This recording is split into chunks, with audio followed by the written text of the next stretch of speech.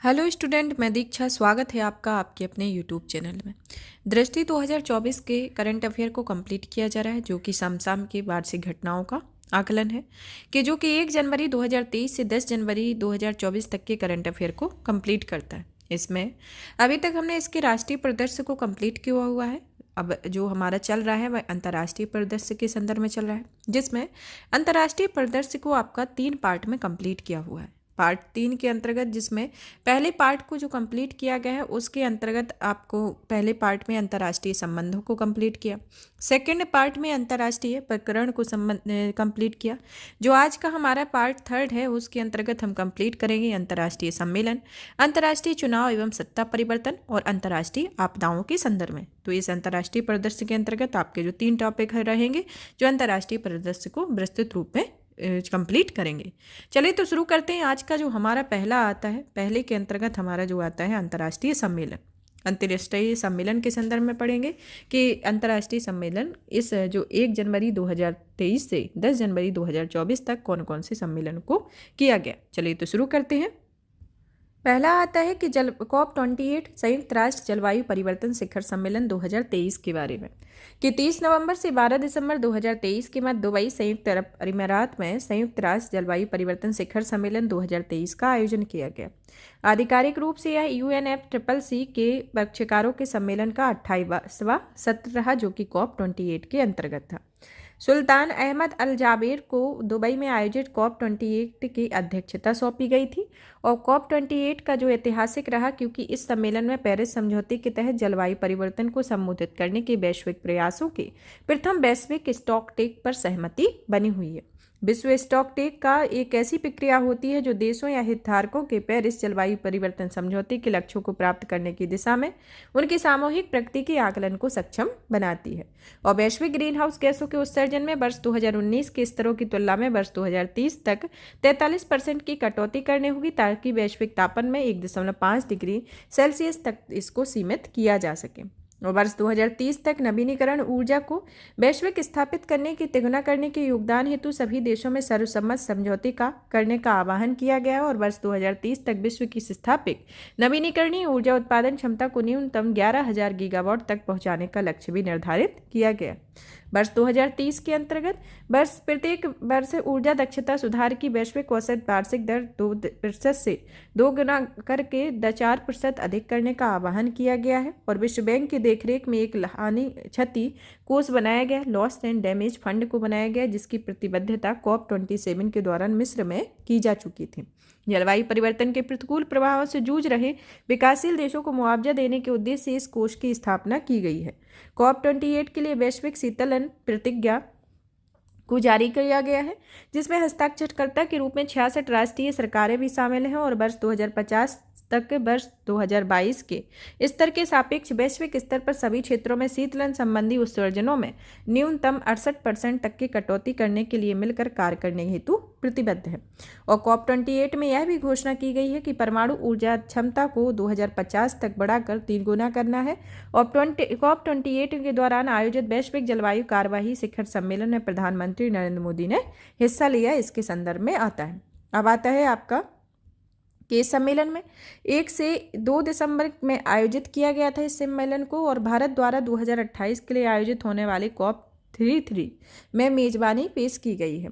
और यदि UNFCCC के हस्ताक्षरकर्ताओं कि में इस पेशकश को स्वीकृति प्राप्त हुई है और यह 2002 के बाद दूसरा COP होगा जिसका आयोजन भारत में किया जाएगा। तो भारत में कब आयोजन होगा?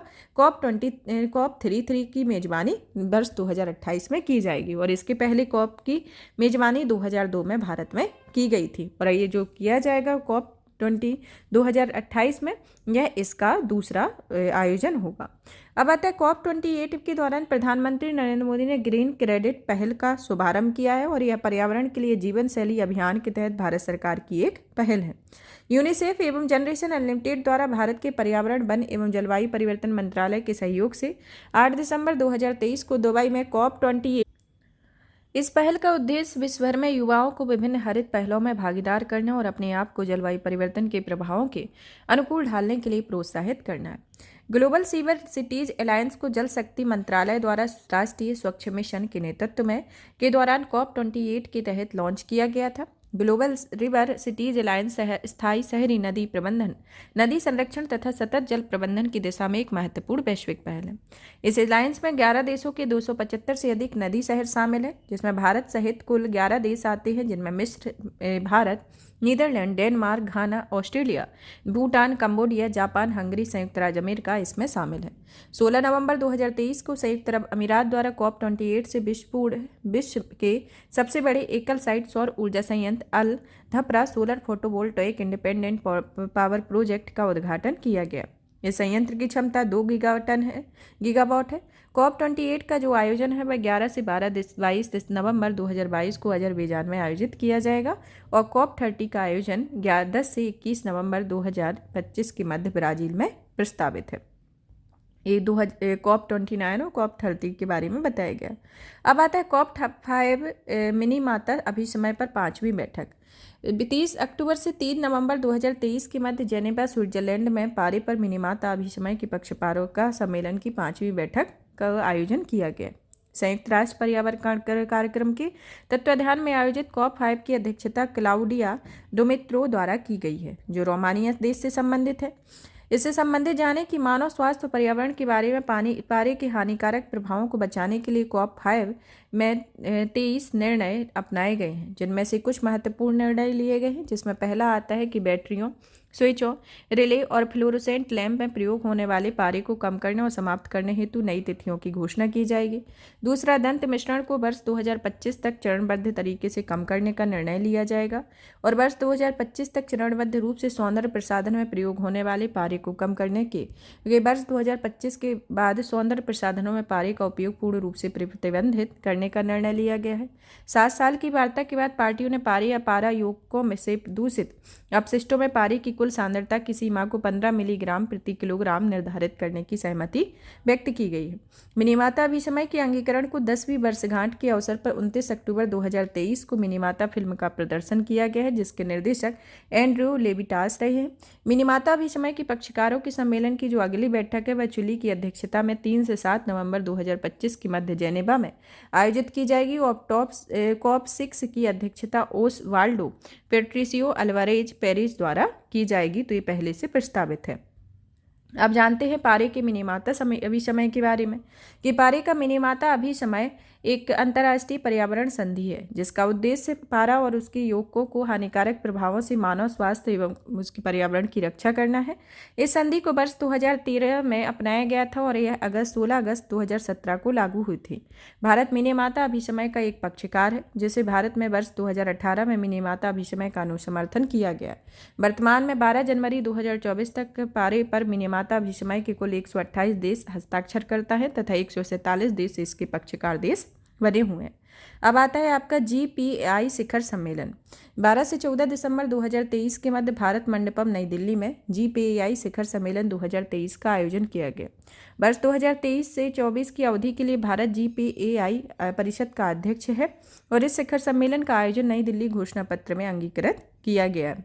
GPAI एक मंत्री स्तरीय निकाय है जिसमें सभी सदस्य शामिल होते हैं। इसके अंतर्गत जानते हैं GPAI के बारे में।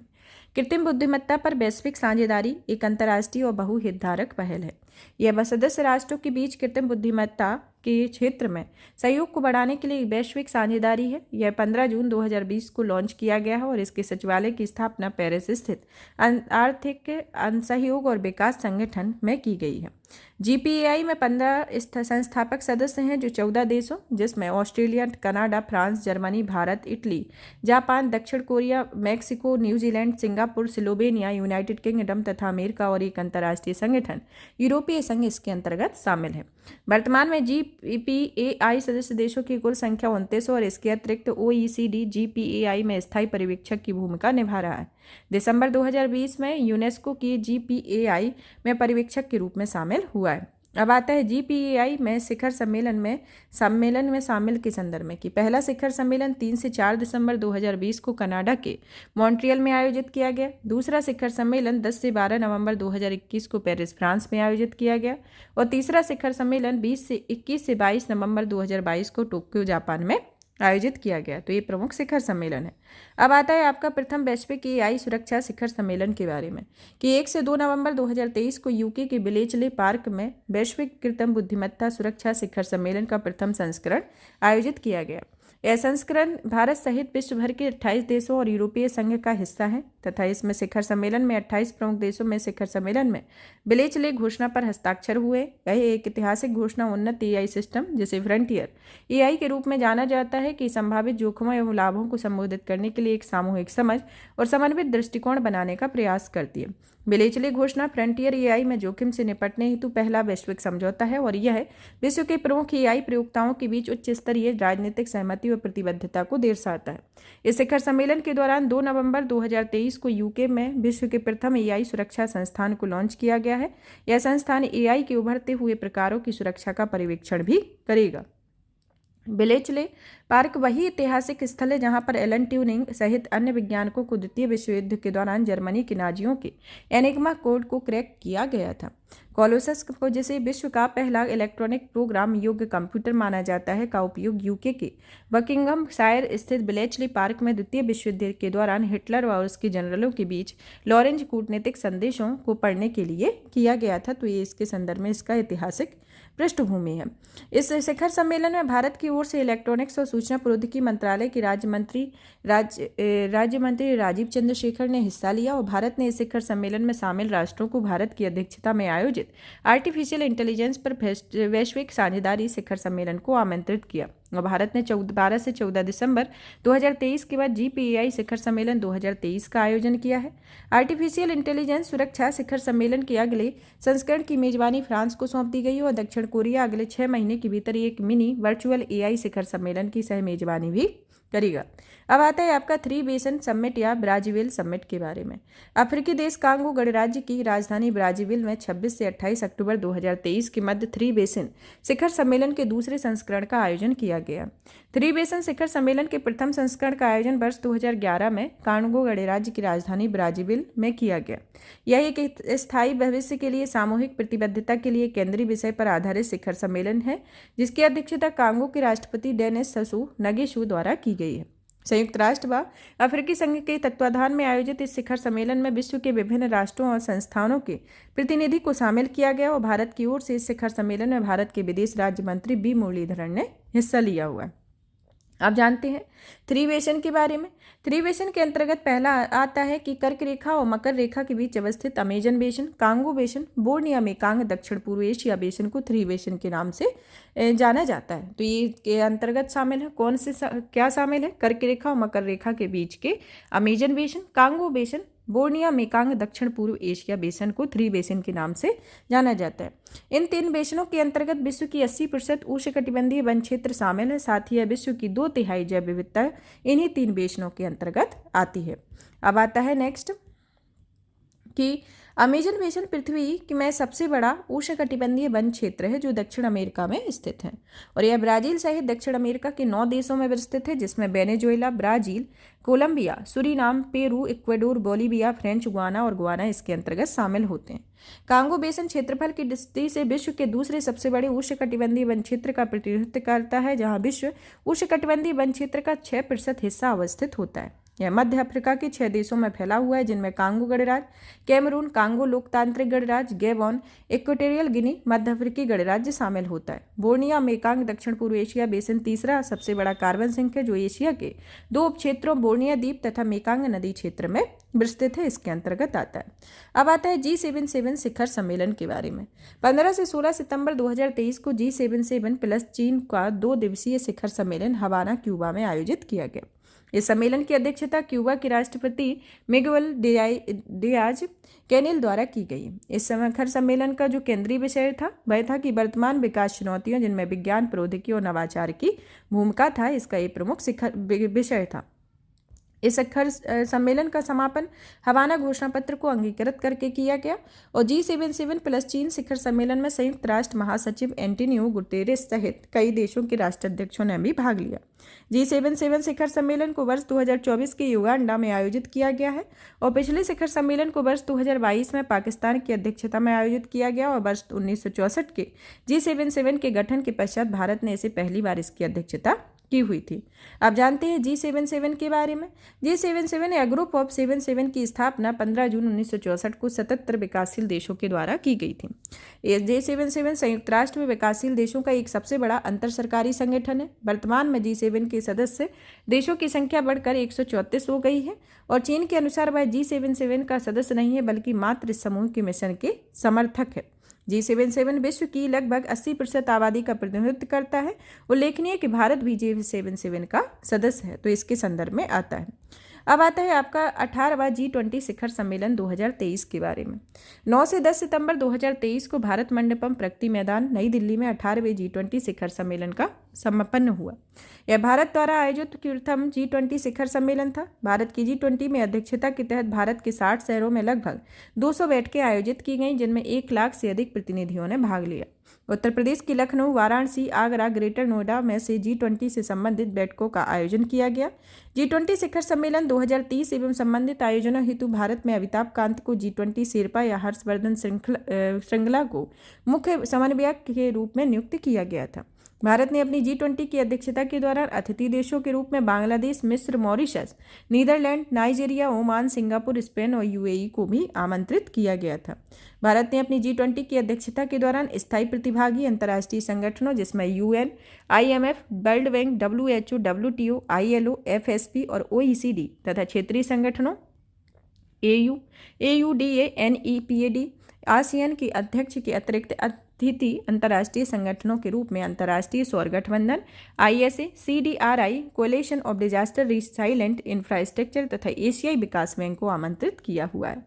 18वें G20 शिखर सम्मेलन के प्रमुख परिणाम के रूप में सदस्य देशों द्वारा सर्वसम्मति से G20 नई दिल्ली लीडर्स घोषणा पत्र को अंगीकृत किया गया। G20 के नेता G20 महिला मंत्री स्तरीय का समर्थन करने के लिए महिला सशक्तिकरण पर एक कार्य समूह के गठन को भी सहमति की हुई है।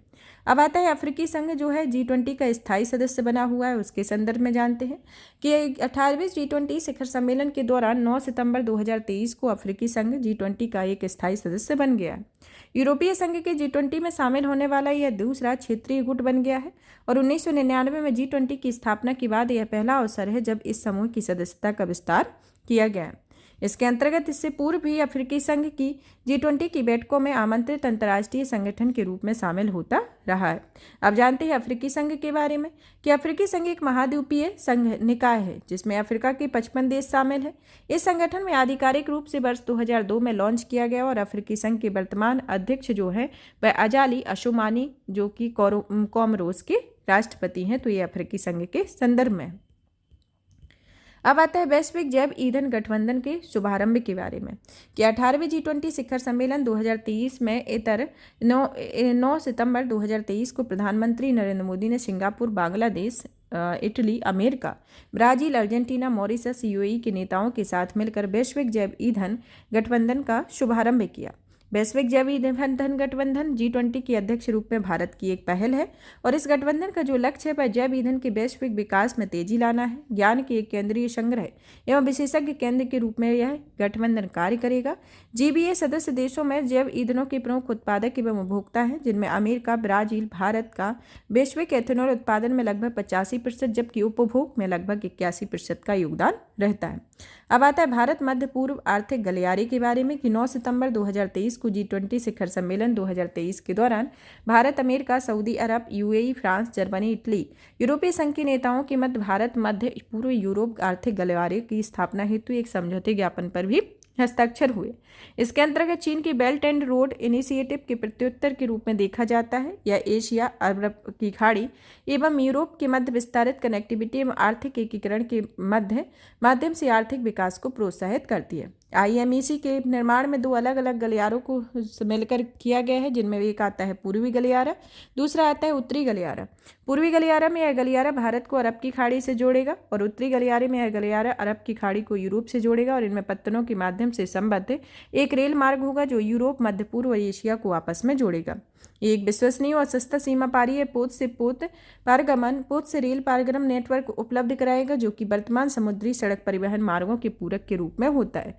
इसे भारत, UAE, सऊदी अरब, जॉर्डन, इजराइल, यूरोप के मध्य वस्तुओं और सेवाओं के पारगमन को सुनिश्चित होगा। 18वें G20 शिखर सम्मेलन के समापन के अवसर पर प्रधानमंत्री नरेंद्र मोदी ने ब्राजील के राष्ट्रपति लुइज इनासियो लूला डी सिल्वा की अध्यक्षता में गेवल सौंप दिया और 19वां G20 शिखर सम्मेलन वर्ष 2024 के लिए रियो डी जेनेरियो, ब्राजील में आयोजित होगा। चलिए तो जानते हैं भारत की G20 की अध्यक्षता के बारे में कि भारत 1 दिसंबर 2022 से 30 नवंबर 2023 तक G20 का अध्यक्ष था और भारत की G20 की अध्यक्षता वसुधैव कुटुंबकम या एक पृथ्वी एक कुटुंब या एक भविष्य पर आधारित एक केंद्रीय विषय पर आधारित थी। यह विषय महाउपनिषद के प्राचीन संस्कृत पाठ से लिया गया। अब आता है कि भारत की अध्यक्षता में G20 के लोगों में भारत के राष्ट्रीय ध्वज के जीवंत रंगों जिसमें केसरिया, सफ़ेद, हरा और नीला से प्रेरित हैं। इन लोगों में भारत के राष्ट्रीय पुष्प कमल के साथ पृथ्वी को दर्शाया गया है जो चुनौतियों के बीच विकास को प्रदर्शित करती है। पृथ्वी जीवन के प्रति मानव के पर्यावरण अनुकूल दृष्टिकोण को दर्शाती है जिसकी प्रकृति के साथ पूर्ण सामंजस्य होता है। कमल की 7 पंखुड़ियाँ 7 महाद्वीपों एवं 7 सार्वभौमिक संगीत के स्वरों का प्रतिनिधित्व करती हैं और G20 के लोगों के बीच देवनागरी लिपि में भारत लिखा हुआ। तो इसके संदर्भ में G20 के संदर्भ में जो इवेंट हुए उनको विस्तृत में बताया गया। अब आता है आपका नेक्स्ट सम्मेलन 43वां आसियान शिखर सम्मेलन के बारे में कि 4 से 7 सितंबर 2023 के मध्य 43वें आसियान शिखर सम्मेलन एवं संबंधित बैठकों का आयोजन जकार्ता, इंडोनेशिया में संपन्न हुआ। इस शिखर सम्मेलन की अध्यक्षता इंडोनेशिया के राष्ट्रपति जोको विडोडो द्वारा की गई है। इस शिखर सम्मेलन का केंद्रीय विषय आसियान मैटर्स या एपिसेंट्रम ऑफ ग्रोथ रहा है। इस शिखर सम्मेलन के समापन पर इंडोनेशिया द्वारा आसियान की अध्यक्षता में लाओ पीडीआर को सौंप दिया गया है। स्पष्ट है कि वर्ष 2024 में आसियान की अध्यक्षता लाओ पीडीआर द्वारा की जाएगी और वर्ष 2024 में लाओ पीडीआर द्वारा आसियान की अध्यक्षता एनहेंसिंग कनेक्टिविटी एंड रेजिलियंस नामक विषय पर केंद्रित होगी। इंडोनेशिया के राष्ट्रपति जोको विडोडो के निमंत्रण पर प्रधानमंत्री नरेंद्र मोदी ने 6 से 7 सितंबर 2023 के मध्य जकार्ता, इंडोनेशिया में यह यात्रा संपन्न की। इस यात्रा के दौरान प्रधानमंत्री ने 20वें आसियान भारत शिखर सम्मेलन और 18वें पूर्वी एशिया शिखर सम्मेलन में प्रतिभाग किया और 7 सितंबर 2023 को जकार्ता, इंडोनेशिया में 20वां आसियान भारत शिखर सम्मेलन आयोजित किया जाएगा और वर्ष 2022 में भारत आसियान शिखर संबंधों को व्यापक रणनीतिक भागीदारी के स्तर पर प्रोन्नत किए जाने के बाद आयोजित होने वाला यह पहला आसियान भारत शिखर सम्मेलन होगा। 7 सितंबर 2023 को जकार्ता, इंडोनेशिया में 18वें पूर्वी एशिया शिखर सम्मेलन का आयोजन किया गया है। इस शिखर सम्मेलन में आसियान सदस्य राष्ट्रों के अतिरिक्त 8 वार्ता भागीदार जिसमें ऑस्ट्रेलिया, चीन, भारत, जापान, दक्षिण कोरिया, न्यूजीलैंड, रूस और अमेरिका ने भाग लिया है। साथ ही इस सम्मेलन में तिमोर लेस्ते के प्रधानमंत्री पर्यवेक्षक के रूप में शामिल है। भारत पूर्वी एशिया शिखर सम्मेलन का एक संस्थापक सदस्य तथा इस तंत्र को सुदृढ़ करने के लिए प्रतिबद्ध है। अब आता है कि तिमोर लेस्ते में भारतीय दूतावास के बारे में कि 7 सितंबर 2023 को जकार्ता में आसियान भारत शिखर सम्मेलन के दौरान प्रधानमंत्री नरेंद्र मोदी ने दिल्ली तिमोर लेस्ते में भारतीय दूतावास स्थापित किए जाने की घोषणा की है। दिल्ली तिमोर लेस्ते की राजधानी है। यह शहर इसलिए महत्वपूर्ण है क्योंकि यह पुर्तगाल एवं इंडोनेशिया देश की स्वतंत्रता के लिए संघर्ष की याद दिलाता है। अब आता है 15वां ब्रिक्स शिखर सम्मेलन के बारे में जिसे 22 से 24 अगस्त 2023 के मध्य 15वां ब्रिक्स शिखर सम्मेलन को दक्षिण अफ्रीका में आयोजित किया गया था। यह शिखर सम्मेलन दक्षिण अफ्रीका की अध्यक्षता में आयोजित किया गया है। यह कोविड-19 महामारी के कारण वर्ष 2019 के बाद आयोजित होने वाला यह पहला ऐसा ब्रिक्स शिखर सम्मेलन था जिसमें नेताओं ने व्यक्तिगत रूप से प्रतिभाग किया था। उल्लेखनीय है कि पिछले लगातार 3 ब्रिक्स शिखर सम्मेलन में वर्चुअल प्रारूप में आयोजित किए गए थे। 15वें ब्रिक्स शिखर सम्मेलन का मुख्य विषय ब्रिक्स और अफ्रीका पारस्परिक रूप से त्वरित विकास, सतत विकास और समावेशी बहुपक्षवाद के लिए साझेदारी के संदर्भ में है। 15वें ब्रिक्स शिखर सम्मेलन के अंग के रूप में ब्रिक्स अफ्रीका आउटरीच तथा ब्रिक्स प्लस डायलॉग जैसे कार्यक्रम आयोजित किए गए और इन बैठकों में ब्रिक्स देशों के नेताओं के साथ साथ अफ्रीका, एशिया और लैटिन अमेरिका के अतिथि देशों ने भी प्रतिभाग किया हुआ है। 15वें ब्रिक्स शिखर सम्मेलन के पश्चात जोहान्सबर्ग सेकंड घोषणा पत्र को अंगीकृत किया गया है और वर्ष 2023 में दक्षिण अफ्रीका द्वारा ब्रिक्स की अध्यक्षता के दौरान एक ब्रिक्स खेल सहयोग ढांचे के विकास हेतु खेलों का एक संयुक्त कार्य समूह की भी स्थापना की गई है। 15वें ब्रिक्स शिखर सम्मेलन के दौरान लिए गए एक ऐतिहासिक निर्णय के तहत ब्रिक्स देशों में नेताओं के समूह की सदस्यता का विस्तार किए जाने की भी घोषणा की है जिसमें 6 नए सदस्यों को शामिल किए जाने की घोषणा है जिसके अंतर्गत अर्जेंटीना, मिस्र, इथोपिया, ईरान, सऊदी अरब और यूएई शामिल है। इन 6 देशों में अर्जेंटीना को छोड़कर 5 देश जिसमें 1 जनवरी 2024 से ब्रिक्स के पूर्णकालिक सदस्य बन गए और इस प्रकार अब ब्रिक्स समूह के सदस्यों की संख्या 5 से बढ़कर 10 हो गई है। यहाँ आता है कि अर्जेंटीना ने नए राष्ट्रपति जेवियर मिलेई के नेतृत्व में ब्रिक्स में शामिल होने से इनकार कर दिया और 15वें ब्रिक्स शिखर सम्मेलन में भारत का प्रतिनिधित्व प्रधानमंत्री नरेंद्र मोदी के द्वारा किया गया। 22 अगस्त 2023 को प्रधानमंत्री ने BRICS business forum leaders dialogue में भाग लिया और इस शिखर सम्मेलन के दौरान प्रधानमंत्री ने ब्रिक्स स्पेस एक्सप्लोरेशन कंसोर्टियम के गठन का भी प्रस्ताव किया। साथ ही प्रधानमंत्री ने ब्रिक्स देशों के मध्य पारस्परिक औषधि के भंडार की स्थापना का प्रस्ताव दिया और वर्ष 2024 में ब्रिक्स की अध्यक्षता रूस के द्वारा की जाएगी और 16वां ब्रिक्स शिखर सम्मेलन वर्ष 2024 में कजान रूस में आयोजित होगा। अब आता है 23वां संघाई सहयोग संगठन के बारे में।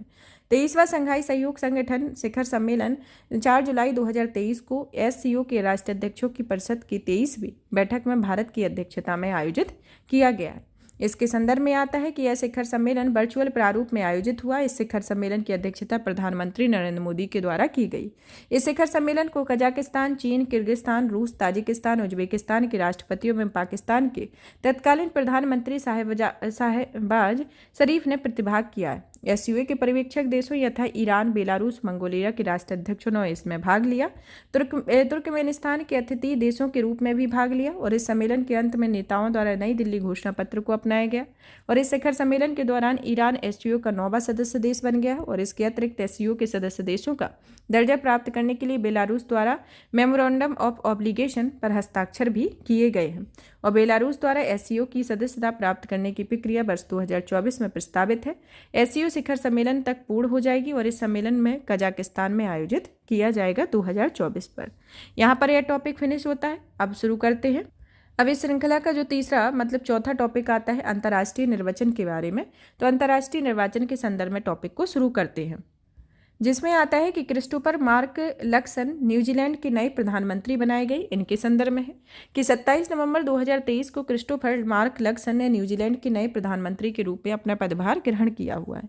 क्रिस्टोफर लक्सन न्यूजीलैंड के 42वें प्रधानमंत्री के रूप में चुने गए हैं और वर्ष 2023 में न्यूजीलैंड में आम चुनाव 14 अक्टूबर 2023 को संपन्न हुआ था और वर्ष 2023 में आम चुनाव सत्तारूढ़ लेबर पार्टी के द्वारा पराजित हुई और वर्ष 2023 में न्यूजीलैंड में संपन्न हुए आम चुनाव में लगभग 6 हफ्ते पश्चात national party, ACT New Zealand party और न्यूजीलैंड फर्स्ट पार्टी के मध्य 24 नवंबर 2023 को नई गठबंधन सरकार के गठन के दौरान हस्ताक्षर हुए थे।